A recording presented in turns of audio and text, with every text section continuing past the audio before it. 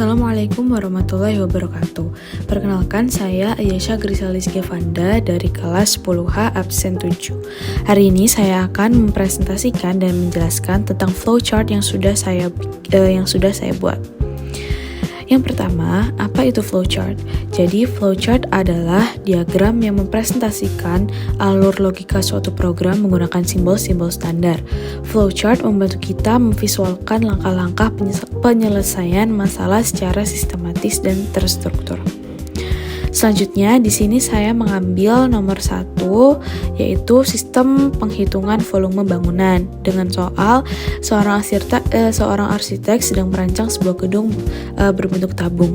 Untuk memperkirakan kebutuhan material, ia ingin membuat program sederhana yang dapat menghitung volume tabung berdasarkan ukuran jari-jari dan tinggi tabung. Program tersebut harus meminta input nilai jari-jari dan tinggi tabung, kemudian memproses perhitungan volume dengan rumus Pi kali R kuadrat kali T.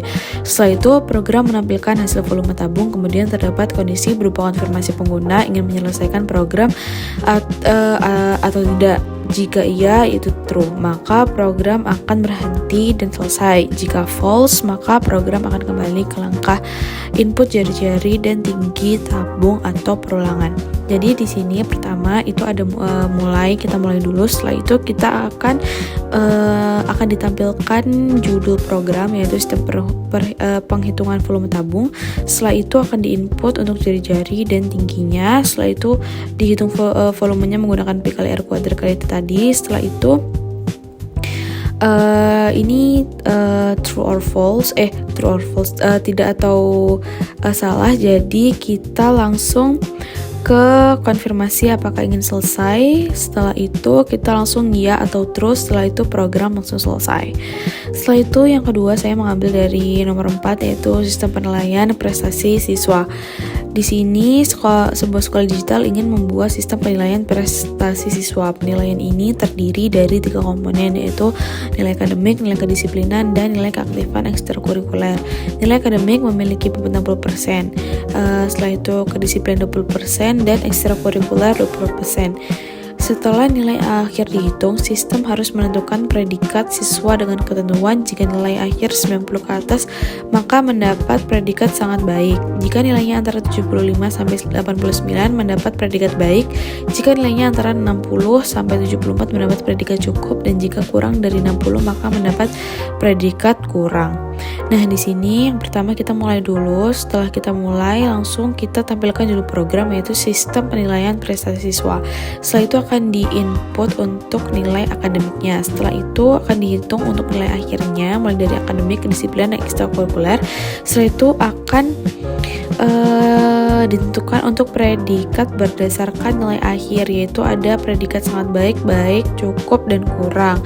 Setelah itu akan ditampilkan untuk hasil nilai akhir dan predikat. Setelah itu akan dikonfirmasi untuk input data siswa lain, dan jika tidak, program akan selesai.